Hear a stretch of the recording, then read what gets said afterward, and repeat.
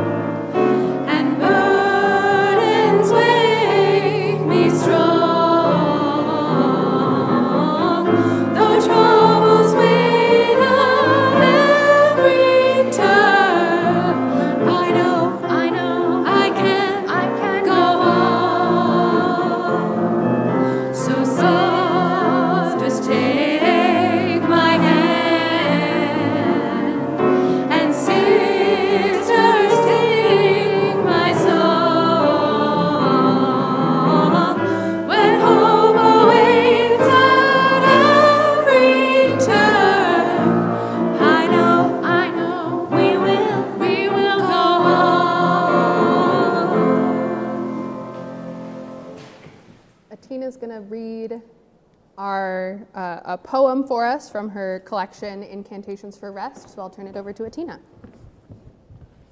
Good morning, everyone. Thank you so much for having me today. My name is Atina Danner. I'm a dark-skinned Black woman wearing a black and white keffiyeh scarf in solidarity with Palestinian liberation, very big wooden dangly earrings, and I'm reading from my book, Incantations for Rest. This poem is called Reckon, Reclaim. When you say you know the relationship isn't perfect, and it's code for all the red flags dotting your lawn, telling you where not to dig. How long have we been grieving the truth? When you fear the end of your weekend, even as it begins, and in the last hours pretend not to know that you do not know how you will survive going back, reaching into yourself to give over your warm will again. How long have we been grieving our freedom? When you reconnect with an old friend who reminds you of what could have been, who knows who you used to be and could be again, so your whole self pulls toward that feeling like a magnet, dizzy with the force of worth. How long have we been grieving our safety? The slithering haze of capitalism is thick and invisible, pushing into your lungs. You can taste its saccharine notes in the back of your throat every time you breathe. How long have we been choking and heaving, so busy coughing? We forgot that we're still breathing. We forget we are still here. It's time to admit what we've known. It's been so bad for so long, lifetimes before these past 4 years, 6 years, 10 years. How long have we been bereft and mourning, grieving our star-filled skies, our gardens, our homes, our sleep, our laughter, our people? Our right to create sanctuary is as fundamental as our heartbeats and dreaming, as necessary as skin touching skin. This season of reap and reckon, with enough hot screams and tears to fill the cold sky with clouds, has also ushered in the clearing of air. That necessarily follows the storm, a taste of clean rain, a glimpse of blue sky, a whiff of rich earth, a touch of warm comfort after days and days and days. Remember what we were told to learn to live without? Remember all we were told we should throw away? Bless the dirt-streaked rebellion of tending our gardens. May we always choose to feed ourselves and each other. Power to the sleepers, faithfully napping, healing and restoring. Rest is wealth that we must reclaim and redistribute. Look to the wise, disabled, divergent, and distant, who mapped the smooth blank spaces, who find water in places that many write off as wasteland. They covered our medicine with trash. Let's take it back. Let's choose a world we can heal in, choose air and water and earth again and again, choose laughter and care and warm skin.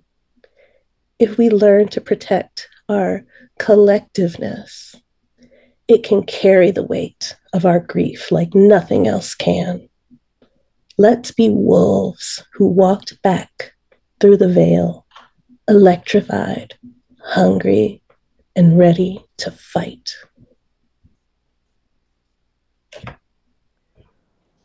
Our next reading is an excerpt from the United States Holocaust Memorial Museum Holocaust Encyclopedia. Martin Niemöller was born the son of a Lutheran pastor in the German Empire on January 14, 1892. Niemöller was a fervent nationalist and anti-communist. He was ordained as a Lutheran pastor in 1924, and during the 1920s and early 1930s, he participated in right-wing and anti-Semitic political parties and organizations. In keeping with his right-wing anti-Semitic outlook, Niemöller enthusiastically welcomed the Nazi regime in 1933. He voted for the Nazi Party in March of that year. Niemöller's enthusiasm for the new government led by Adolf Hitler quickly waned, however, when the Nazi regime began to interfere in church policy. In 1933, Hitler threw his support behind a radical faction within the Protestant churches known as the Deutsche Christen, in English, the German Christians. The German Christians portrayed Jesus as an Aryan and denied that he was Jewish. They rejected the authority of the Old Testament and sought to alter parts of the New Testament.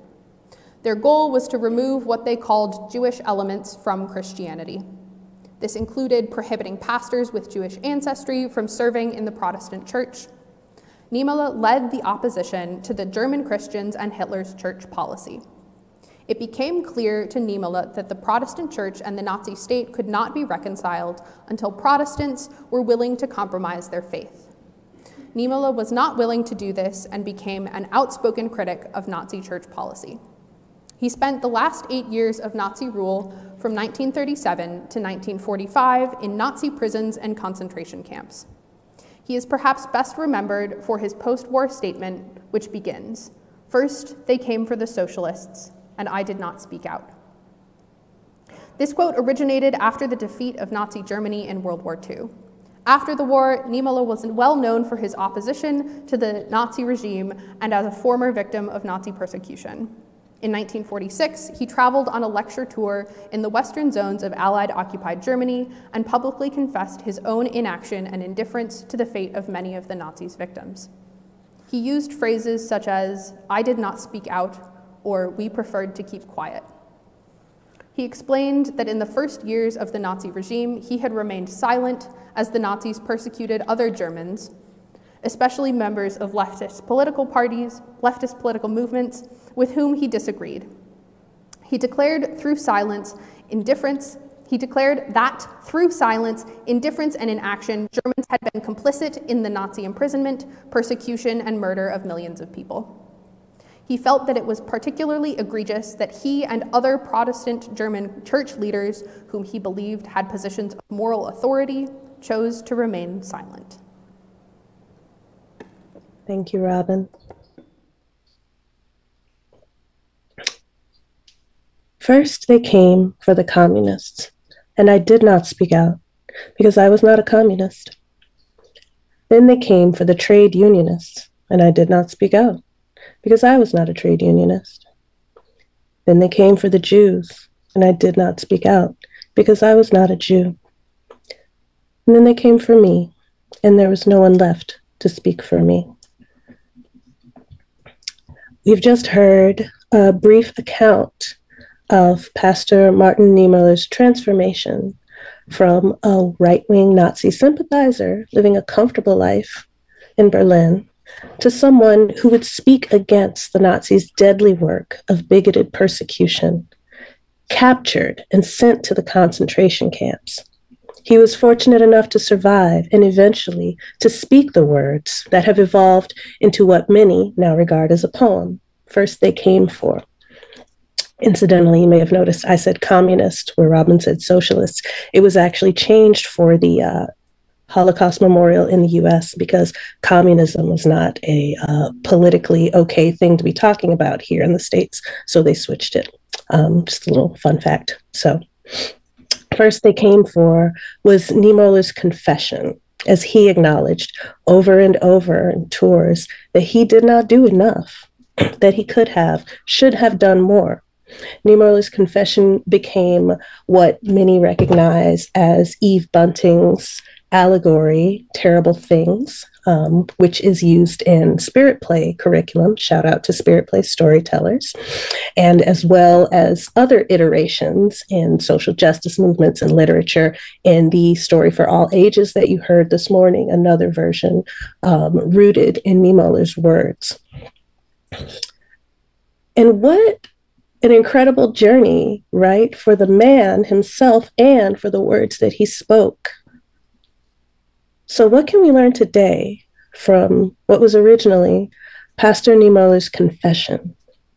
How do we face today's terrible things and ever feel like we are doing enough?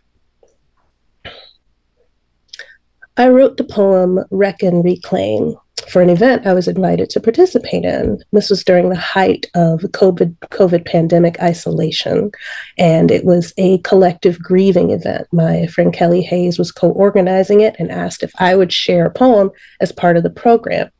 And at the time, as I was writing it, I was thinking of all the ways that we were expected to ignore the evidence that was right in front of our eyes about what COVID was doing to our country and to the world. I wanted to acknowledge all that was being lost and to lift up all of the endangered and dissenting voices who were being ignored as they tried to warn us. And I wanted to acknowledge also how we can all participate in denying the truth. Sometimes in our lives, we become attached to a belief or a favored outcome, and we can let evidence slip by. We can pretend we don't see it, even if we suspect inside that that's not the best choice for us to make. And it's just a very human thing to do. It's a thing we've all done.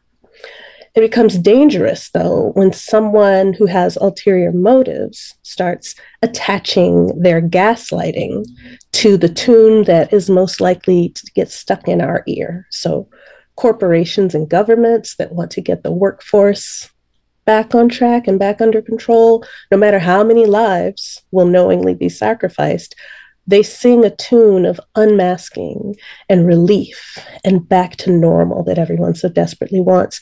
That is a siren song of ease.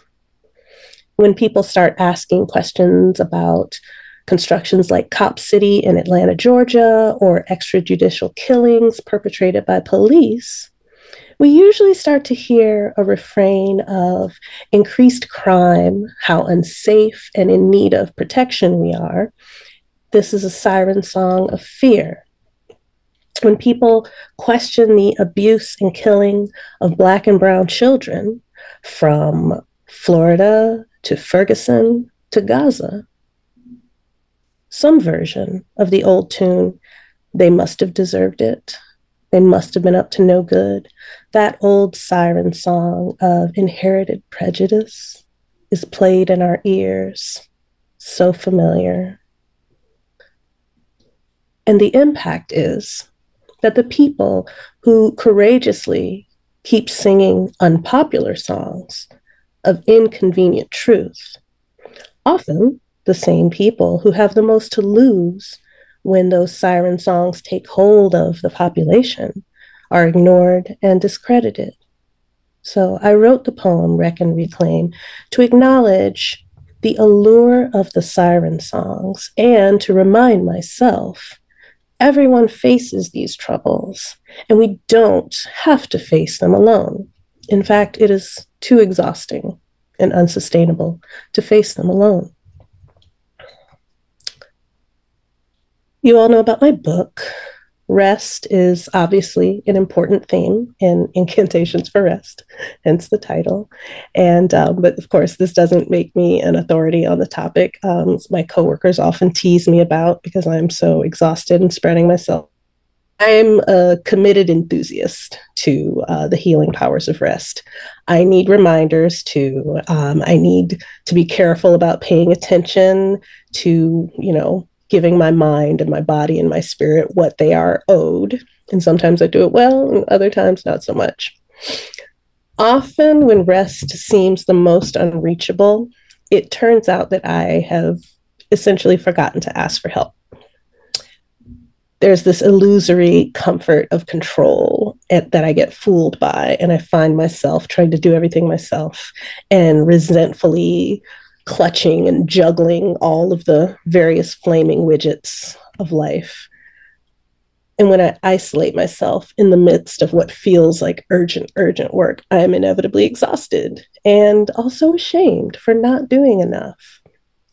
Have you ever felt like that?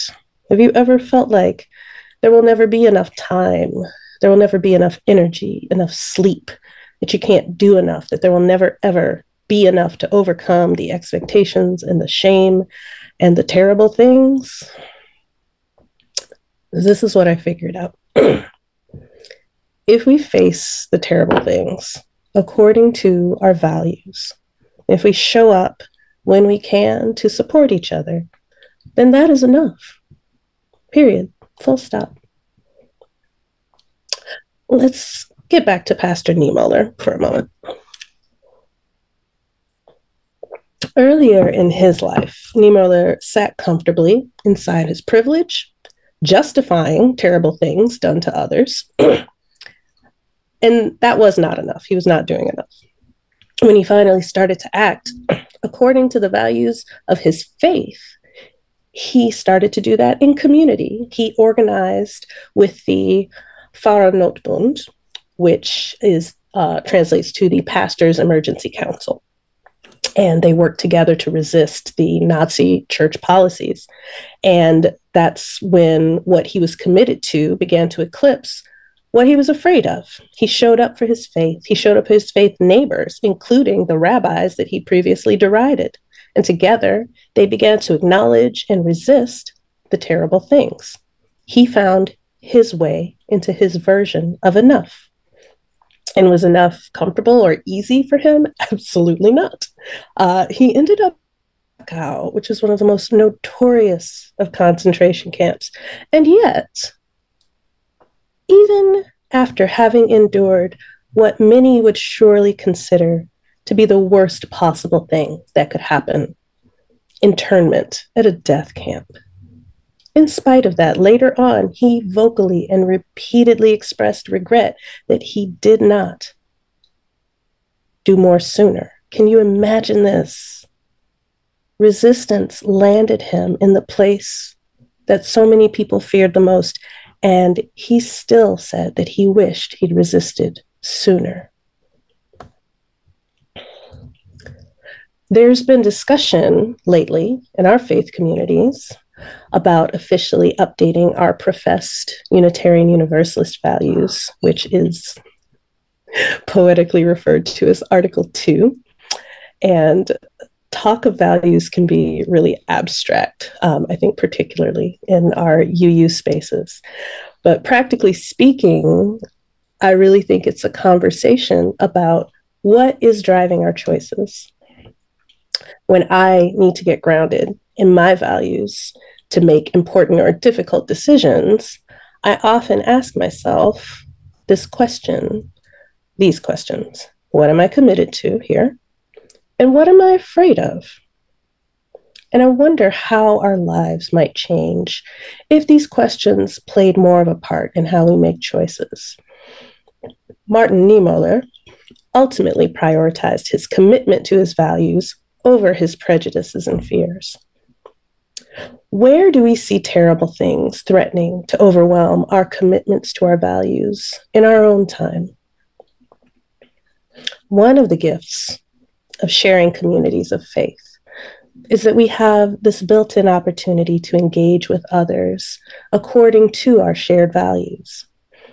Honoring what we're accountable to can feel daunting, like all those flaming widgets that we have to juggle and like all the terrible things that we must resist. And it may be a time now to turn towards our community and say, I am overwhelmed. I am afraid. I won't do my best or be my best. The shortcuts around our values look so tempting right now. I need help. Will you please help me carry this? When it comes to living our values during hard times, we need each other's support. Only in movies can a single hero vanquish the terrible things alone. Every real life hero we know of has moved as a part of a larger body. Heroic individualism is a myth that sells movie tickets and products. MLK, one of our favorite heroes to talk about, fought the terrible things alongside SNCC, the Student Nonviolent Coordinating Committee, and Southern Christian Leadership Conference leaders like Ella Baker, who we don't hear much about, but had a 50-year, career of activism. And that movement was powered by church ladies coordinating meetings and selling dinners out of the trunks of cars. And Black social clubs, networking to support logistics, and grassroots organizers like Fannie Lou Hamer. Sexism and racism, together, misogynoir, play a big part in this myth of the American hero. Erasure of Black labor and of feminine labor and Black feminine labor make it look like revolutions just run on testosterone and charisma. But the fact is, sorry, coming in from dog walking, but the fact is, mobilizing people means feeding and transporting, planning for their safety, and no one person can do that alone. The individual American hero is a recipe for burnout, and I think we've all gotten pretty familiar with burnout these days. When we work to save the world in isolation, when we get less rest, we get less help, we get less reassurance and less accountability. And who benefits from us believing in that hero story that actually just wears everybody down? Because history has proven that the terrible things have never been vanquished in isolation. It is in community that we can check in about how our choices reflect our values, especially when we get stressed out and muddy in our thinking and confused and so tired. We can support each other in our journey towards our ideals and community. We can offer support to others according to our shared values. And when our energy is limited and we have to make those difficult choices, we can either share the load or we can figure out how to most safely put it down. We can hold the work of living our values and facing the terrible things together.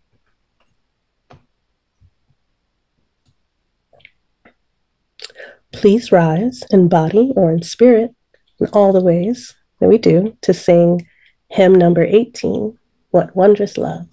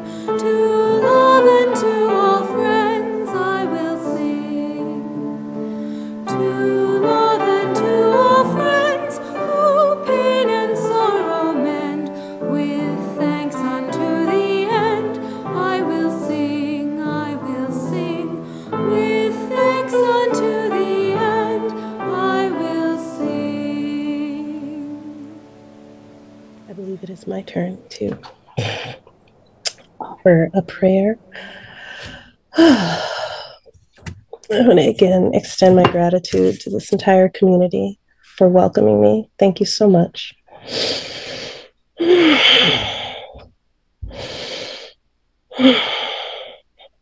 Spirit of love, we make room for your gifts. Guide us toward a knowing of our inherent worthiness, that we may honor the worthiness of others. In this world of terrible things, help me hold to my values and sustain my efforts towards connection, abundance, justice, and transformation. Let me reach out to others with my strength and struggles as we build a beloved community of mutual support. Let me be one of many who can carry a heavy load, resting when I am tired, holding more when I have reserves. Let me hold and be held so that together we can resist the siren songs of comfort at the expense of others, fear that justifies harm to others, and prejudice that dehumanizes others. With love and care, let it be so. Amen, Ashe, and blessed be. How could anyone ever tell you you were anything less than beautiful? How could anyone ever tell you you were less than whole? How could anyone fail to notice that your loving is a miracle? How deeply you're connected to my soul. How could anyone ever tell you you were anything less than beautiful? How could anyone ever tell you you were less than whole? How could anyone fail to notice that your loving is a miracle? How deeply you're connected to my soul.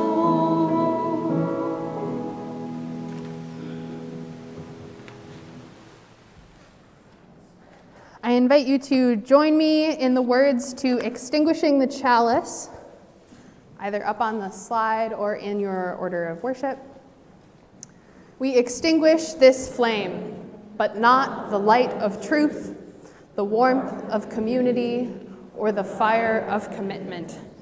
These we carry in our hearts until we are together again. We're about to sing our closing song. You are welcome to stay right where you are and be held in the love of the congregation, or you are welcome to form a circle around the outer aisles as we sing.